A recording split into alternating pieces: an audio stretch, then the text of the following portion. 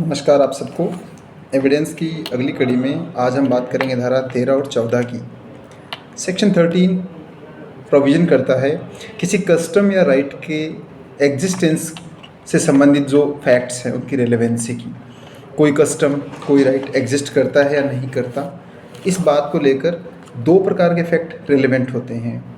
पहला फैक्ट जिनको हम संव्यवहार कहते हैं, ट्रांजैक्शन कहते हैं, और दूसरा होता है स्पेसिफिक इंस्टेंसेस। ठीक है, स्पेसिफिक इंस्टेंसेस जिनको कहते हैं, उदाहरण।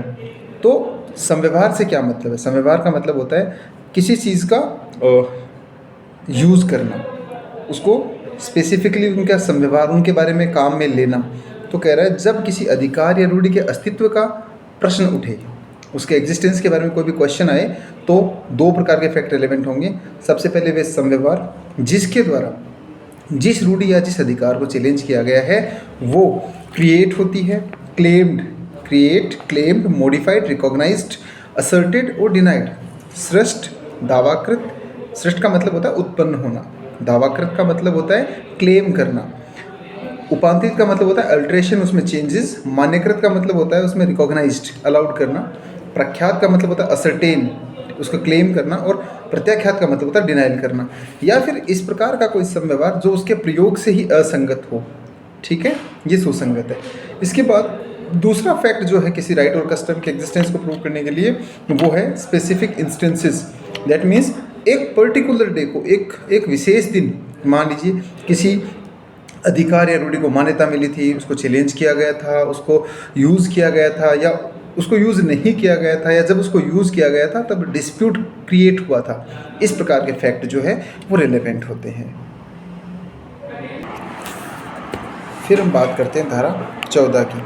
सेक्शन 14 प्रोविज़न करता है 3 फैक्ट की रिलेवेंसी की। कौन से 3 फैक्ट? जब state of mind, state of body और बॉडीली फीलिंग्स, यानी मन की दशा, शरीर की दशा और शारीरिक संवेदना, ये अस्तित्व में थी या नहीं थी।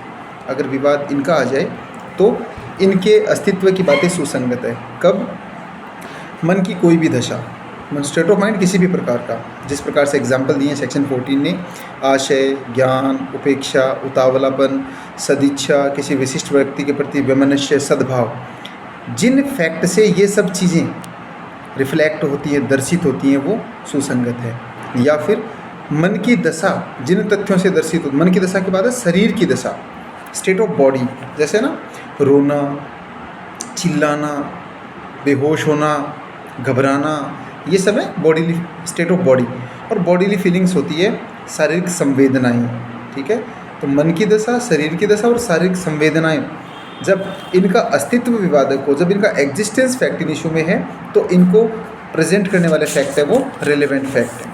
लेकिन पहला स्पष्टीकरण इस बात को एकदम क्लियर करता है कि जिस स्टेट ऑफ माइंड की आप बात कर रहे हैं, जो स्टेट ऑफ माइंड आप रेलेवेंट डिक्लेयर कर रहे हैं, वो स्टेट ऑफ माइंड पर्टिकुलर नहीं होना चाहिए, है ना, स्पेसिफिक नहीं होना चाहिए, इन जनरल होना चाहिए।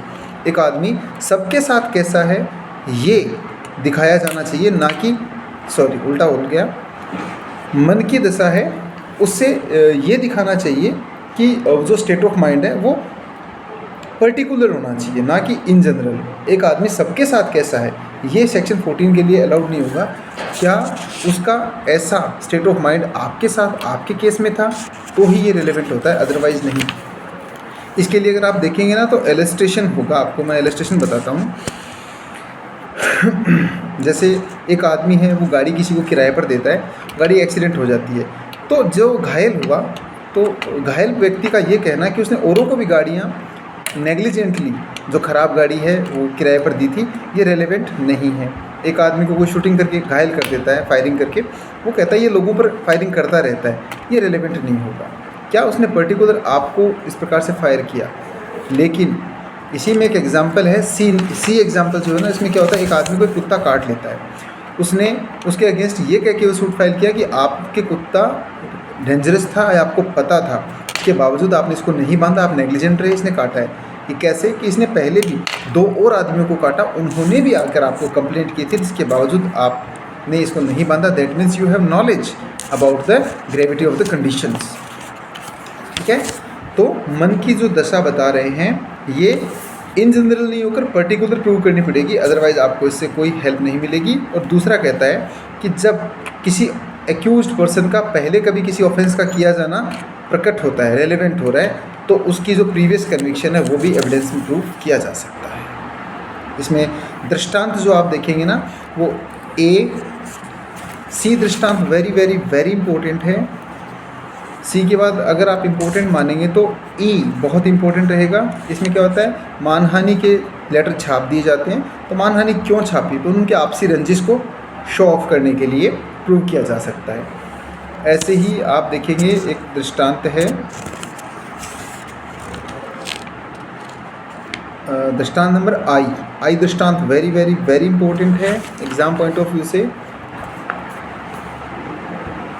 थोड़ी देर बाद हम देखेंगे, हाँ ये है एन इलस्ट्रेशन ढ हिंदी में है, बहुत इंपॉर्टेंट है, एग्जाम पॉइंट ऑफ व्यू से पूछा जाता है। गाड़ी वाला मैंने बता दिया है। एन के बाद ओ दृष्टांत वेरी वेरी वेरी इंपॉर्टेंट है, एग्जाम में पूछा जाता है। क्लियर है आप सबको? तो इस प्रकार से आपको ये सारी दोनों धाराएं याद कर लेनी है। एग्जाम पॉइंट ऑफ व्यू से कौन से दृष्टांत आपको ज़्यादा जोर लगाकर देखने हैं ये आप थोड़ा सा देख लीजिएगा। इसके अलावा कुछ केस लॉज भी हैं जो आप इम्पोर्टेंट समझ के पढ़ सकते हैं चाहें तो। जैसे सम्राट बनाम हाजी शेर मोहम्मद है, इसमें क्या हुआ, एक आदमी चोरों की टोली का मेंबर था, वो पहले भी वो डाकुओं की टोली का मेंबर था, तो यह पहले के मामले में उसका रेलेवेंट फैक्ट माना गया। ठीक है, दो धाराएं आप देखिए। कल हम धारा 15 पे चर्चा करेंगे। तब तक के लिए नमस्कार।